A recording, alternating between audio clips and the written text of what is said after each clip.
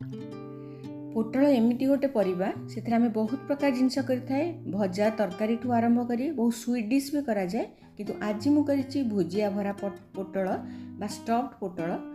Hi everyone, welcome to my kitchen again. तो पोटल रे स्टफ देइची कौन हम स्टफिंग करिची आपण माने पूरा वीडियो देखंतु जानि परिबे। निश्चय एमती आपण करूथिबे किंतु टिके मु अलगा उपाय करिची जोटा देखिले आपण मन को भल लागिले मते कमेंट करके निश्चय जणैबे। मु 400 ग्राम रो पोटल नहीं आ पोटल रे भी टे बाछिबार थाए देसी पोटल हाइब्रिड पोटल दुई प्रकार मिली थाए। जो पोटल बेसी बास्ना हुए भाजिला बेले सेटा देसी पोटल आ मंजी भी कसी थाए। तो सेमती देखिकी मु आज बड़ बड़ साइज रो पोटल नहीं ताकू भल भाव में ऊपर चोपा को पील कला परे टिके छुरी रे ताकू कट देकी पानी पूरा एकदम फुटी गला परे टिके लूण देकी ताकू मु फुटेगा को छाड़ी देबी बा सिझिबाकू आमर 70-80% सिझिया छाड़ीदे। तापर मु मसला प्रिपेयर करी स्टफिंग से गोटे चामच नहीं सोरिष तेल अधा चामच जीरा भल भाव फुटीगला जमती आम करे विभिन्न प्रकार भुर्ता करे से उपाय करी रसुण आ कंचा लंका छोट छोट खंड कर काटिकी दबा आ पियाज आमर तो ओडिया घरे हो बा इंडियन मसाला ये सब जिनस पियाज रसुण अदा टमाटो कंचा लंका ये सब नहेले आमर कौन सी तरकारी हो पारे ना। जो दिन बार थाए से दिन निश्चय ये सब जिनस पड़े नहेले आम सादा सादा करथाए। सेमती मुझे करी भुजिया प्रिपेयर करिया आगुरु यही सब जिनस देइछि रसुण कंचा लंका भल भाव भाजी हो गला एकदम छोट छोट खंड काटी गोटे बड़ पियाज को ऐड करवा।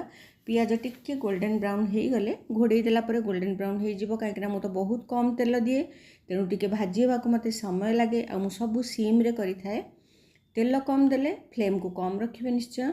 तापर गोटे टमाटो काटिकी देइछि आ लूण हलदी लंका गुंड ये सब देलापर मुझे गोटे फाड़ आलू देइछि। जदि से जगह चाहिए आपंकर सुगार थी कि आलू खाइबा को भल पाऊ नथिबे से जगह आपण माने कदली भी ऐड करि परिबे देसी आलू भी ऐड करि परिबे किंतु आलू मु आज फाळे देइछि। आलू को आम ग्रेट करदे हाथ में भी चकटिके देदेले हम किसी असुविधा ना।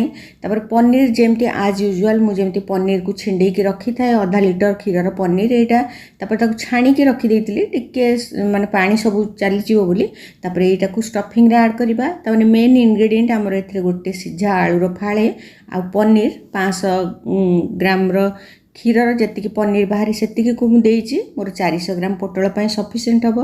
तापर बहुत सारा धनिया पत्र ये सब देला भल भाव में मैश करदे यहाँ करदेला तापर आम स्टफिंग पूरा ठंडा करिया छाड़ीदे आ समय मु पोटल जो सिझेवा छाड़ी से पोटल को आम चेक कर नवा। मुझे 70-80% पोटल सिझीगला आम करवा कहीं जदि पोटल कंचा कंचा थी बहुत समय लगे आ तेल भी आपंकर बेसी खर्च हम किंतु एमती कले मुझे कम तेल करी से सिझे देती आगुरी आ जो कट देती से जगार ही आम स्टफिंग दबा। देखो मंजी एकदम कसी अच्छी आईटा देसी पोटल जेहेतु बढ़िया बास्ना भी हुए देसी पोटल कले से जहाँ सब पानी सिझेला बेले जो पानी थिला ताकू आम भल भाव में चिपिकी निगाड़ी दबा।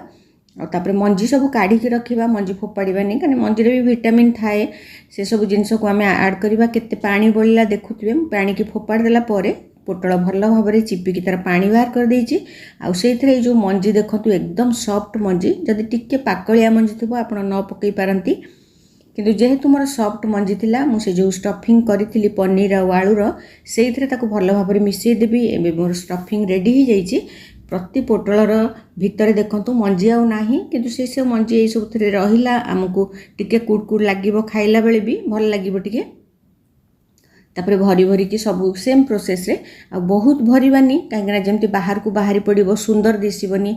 सब रोषे करिया आगु मु देखे मोर रेसिपी जी खाइबा को टेस्टी लगे से देखा भी सुंदर लगे मत भल लगे से सुंदर दिशिले आमको पोटल अल्प अल्प भरिले भल दिशब। एमती करके आम सब पोटल मुझे सेम प्रोसेस रे मु भरी देइछि।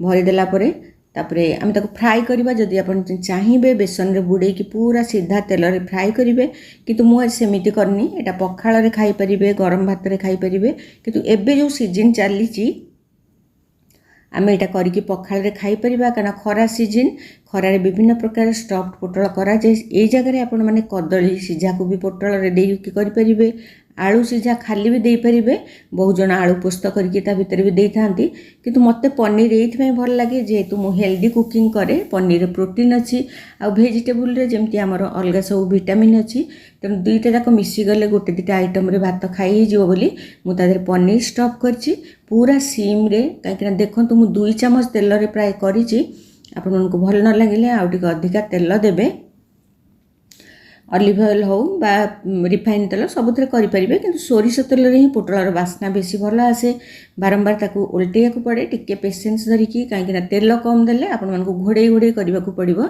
एमती मोर 5-7 मिनिट पर रेडी हो जाइतिला आ बहुत सुंदर कलर होइतिला खाइला बेले एकदम टेस्टी होइतिला आपण मानकु तो खाइबा टेस्ट तो देखै पारुनी केमती लगे किंतु एइथुरु देखिकी आपण माने करले निश्चय जानि परिबे stay tuned with for another video thank you bye bye.